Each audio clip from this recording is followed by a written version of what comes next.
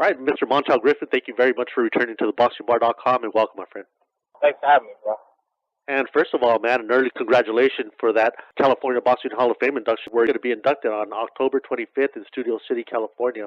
Even though it's not your state of residence, how do you feel about getting inducted into this state of California? Oh, it's big. You got to understand, I moved to L.A. in 1990. I lived in L.A. for 3 years, so I came to L.A. just to start boxing. Where did you train out of boxing while you were here? When I first got to L.A., I was training at Dame, downtown, Dame Boxing Club. Yeah, with Mighty Dick Abu Davila, Reggie Johnson, Orlando Canizales, Gennaro Hernandez. They all trained at the gym.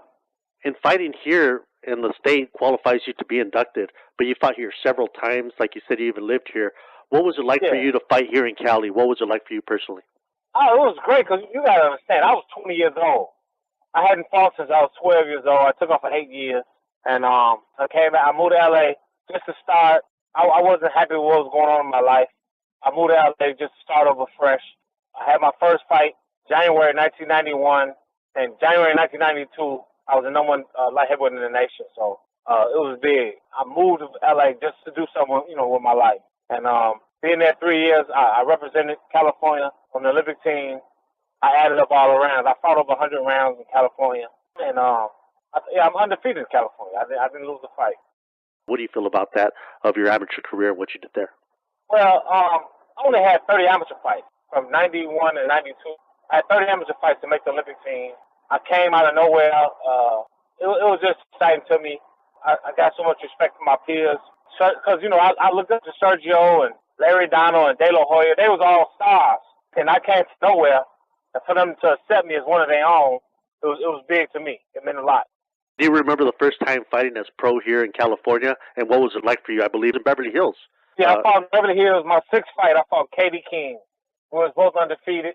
Katie King was a big amateur star.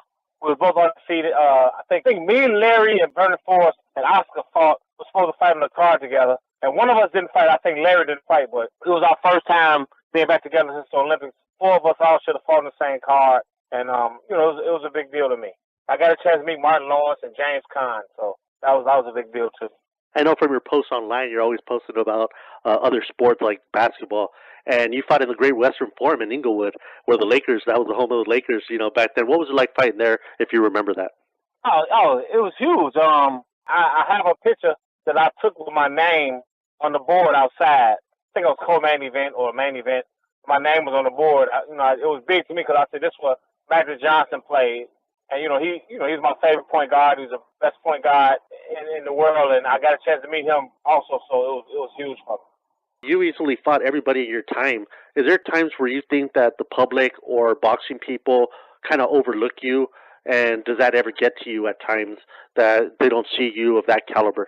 Yeah, it bothered me my whole career. I never got my just due. I never got no respect. And, it bothered me. I fought everybody, It's not a fighter who I didn't get in the ring with. Even if I lost, that's going to tell you I'm not a great fighter. It is what it is, but, what can you do? And what do you think of boxing of that weight class today? And how do you think you would fare with guys like Chad Dawson or even an Andre Ward? How do you think Montell Griffin would do if you were at your prime going up against guys like those? I think I would have did great. I think style makes fights, and I think I had a style that could have beat Bernard Hopkins. Kovalev is a big banger. I want to see what happened with him, in the Hopkins fight, because I've been in the ring with guys who can punch, and I still beat them. So I don't think nobody hit harder than Ray Lathan, and I beat him. But Adonis Stevenson don't really impress me. I think if I was in my prime, I think I'd do just as good as I did with the other guys. I just put it like this. I like to say I fought in the second greatest era of light heavyweights in history. I think Michael Spinks fought in the greatest era, and I think our era was the second greatest. I agree with that. And I remember a few months ago, you posted something about seeing Roy Jones Jr. out somewhere, and you ran into him, you talked to him, and he even brought up having a third rubber match with you. What do you think of that? And was he serious about that? Do you think it would happen? And, would you do it? Roy been telling me he's going to fight me again for 10 years. So he has a mic, so he's on TV. He gets a chance to talk and say what he wants to.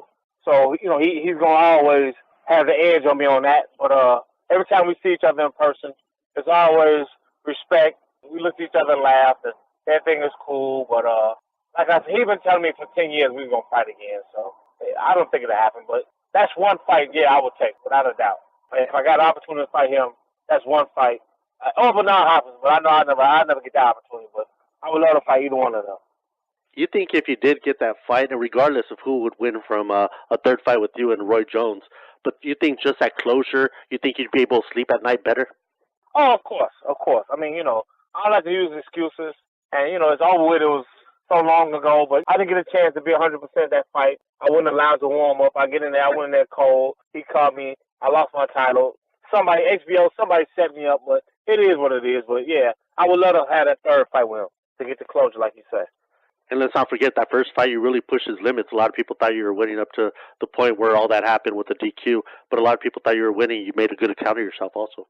Of course. At the time, he was a pound-for-pound best fighter in the world. He was a Superman. He was a domino. He was one of the most athletically gifted fighters ever in history. Fighter of the decade, too. And I thought I was winning. I thought I was winning the fight. Again, I have you on Facebook, and I know you have a lot of supporters, man. You have a lot of backers, a lot of people that support you, a lot of your fans. What do you think of your following that you have there? What do you think of your boxing fans personally? I guess I could say that I have more fans than I even noticed about, that I expected.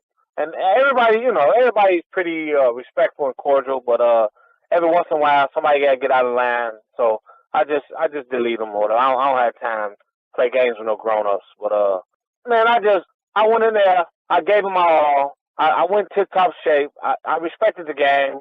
And, I put in, blood, sweat, and tears. I did the best I could every time I fought. And, I think that's all people can respect me for. Every time we saw Montell Griffin fight, we knew we were going to see the best of you. We knew you were going to leave it all in the ring there. That's the only thing we could ask of any fighter, whether it be you or anybody else. That's all we can ask for, is to give it your all there. If someone asked you if you were satisfied with your accomplishments, with your boxing career, how would you answer that? Nah, I felt I would achieve. I felt I should have did more. I think I could have did more. But, a lot of fights, I fought Eric Harden. I got robbed. I fought Rico Hoy. I thought I should have got the decision. The Julio Gonzalez fight, Al Hammond set me up with a fight in Palm Springs in the guy's backyard. It's so many fights that I just had bad breaks. Tom, I got hit in the back of the head, which is a legal punch. But, it is what it is. But I should have did more. Having said what you just said, how do you feel about the sport of boxing? Is it like a sour grape to you because of, like you said, a lot of the fights that you thought you should have won or felt railroaded? I mean, does that kind of hurt you too? Do you see boxing different because of those reasons? I love boxing. I hate the people who run the game. The game as a sport is the greatest thing in the world. It's not a violent sport. It's two gentlemen fighting. And, we the only sport that you get out the ring and you can hug and shake hands when it's over. So I respect it with all my heart. And even though you're going to be around for another 100 years, Montell, how do you want to be remembered once it's all said and done, my friend? Oh, just that I gave my all, and I was in tip-top shape, and I did my best. And on October 25th, man, the well-deserved California Boxing Hall of Fame induction. It's a well-deserved honor for you. And I hope one day you get that bigger honor of the International Boxing Hall of Fame in a few years, whenever you qualify for that. And it'll be a great thing for boxing and for the light heavyweight division, man. Underrated division, I feel, in my opinion. And I hope you get those honors in time to come. Okay, thank you very much. I appreciate it. Thank you very much, Montell, and appreciate your time, man.